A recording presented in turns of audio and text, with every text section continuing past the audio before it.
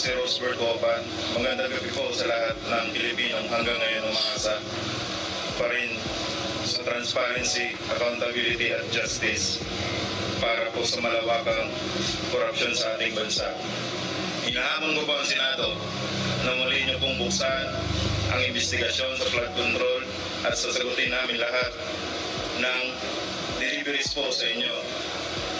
Nagpapasalamat din po ako sa lahat ng Pilipinong sumusuporta sa katotohanan at lalong-lalo na po sa pagtitipon ng Iglesia ni Cristo.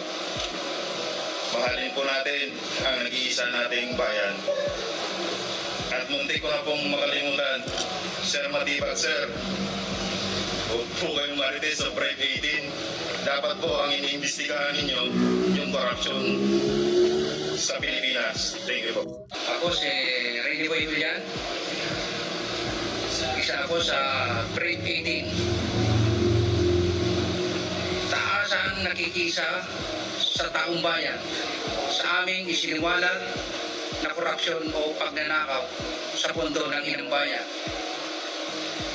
Ito lang po ang masasabi ko sa Blue Ribbon at NBI.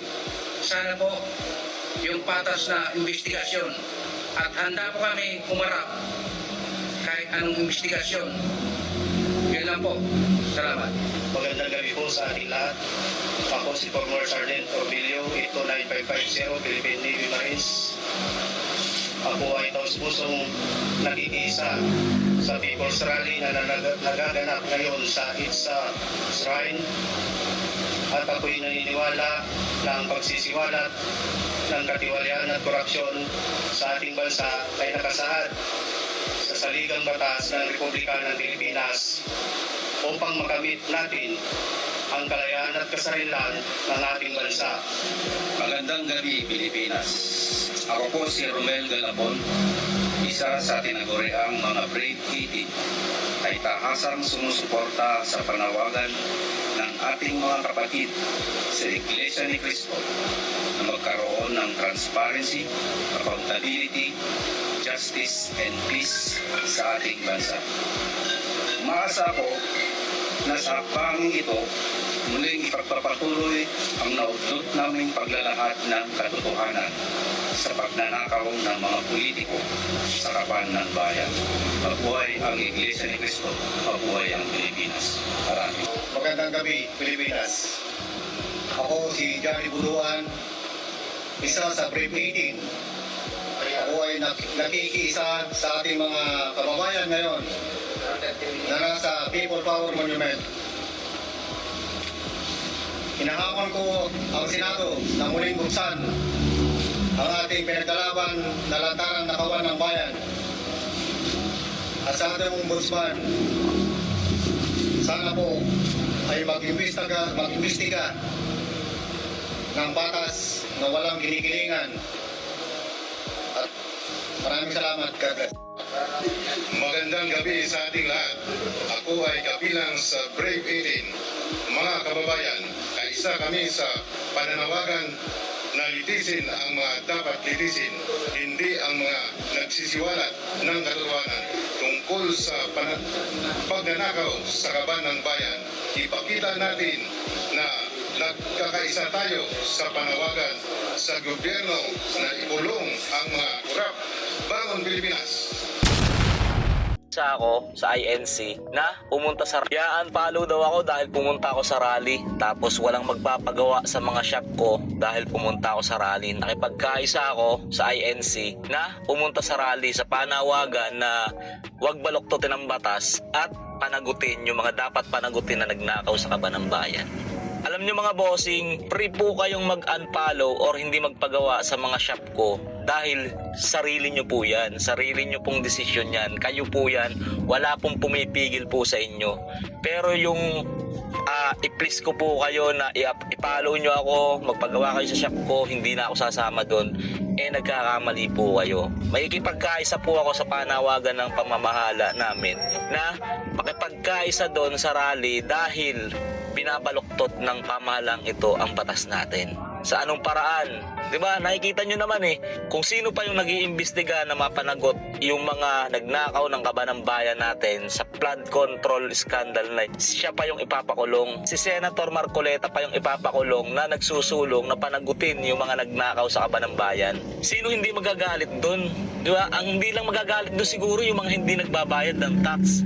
'Di ba? Yung comment ng kung ano-ano, nagbabayad ka ba ng tax? Tapos marami pa dyan nagsasabi, mga Iglesia ni Cristo raw, bayaran, kaya pumunta doon. Mali po mga bossing, hindi po kami nagpapabayad. Dahil yung pagpunta namin doon, abonado pa nga, katulad ko isa ako sa patunay na abonado. Ito, yung sasakyan ko, ginamit ko doon, nagpahatid ako sa bayaw ko. Inatid kami doon, dahil traffic, bumaba kami doon sa MRT. Pagbaba namin ng MRT, nag-MRT kami papuntang Santolan. Tapos pagpunta doon, payapa naman mga bossing. Yung nakita ko sa social media, pagpunta ko doon kagulo, wala naman. Yung mga pulis nandun, nakaupo lang. Tapos nagbistulang concert lang. Yun yung panawagan namin na kung bakit kami nandun para pumutok sa buong mundo na wag unahin yung walang sapat na ebidensya. Unahin dapat na mapanagot yung mga nagnakaw sa kaban ng bayan natin. Kaso ang problema, yung nagnakaw sa kaban ng bayan natin, sila yung nasa pwesto ngayon. Kaya sino ba naman si Senator Marcoleta na, di ba? Kaya yun yung inuuna nila. Senator Marcoleta na ipakulong para hindi na mapangunahan yung flood control scandal na yan. Para, ayun, ano na ulit, nakaw na ulit, di ba? Tapos sa mga nagsasabi, baka nakalimutan nyo, binoto nyo na yan. Mga bossing, hindi yan nagsabi na magnanakaw ako, iboto nyo ako. Hindi.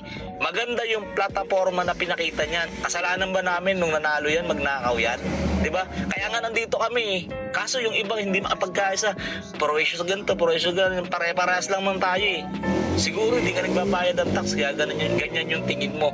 Pero kung nagbabayad ka ng tax, maniwala ka, makikipagkaisa ka rin. Kaya ulitin ko mga bossing sa mga gustong mag-unfollow sa akin na follower dyan, at sa mga ayaw magpagawa dahil nakipagkaisa ako sa rally ng Iglesia ni Cristo, free po kayong mag-unfollow at hindi magpagawa.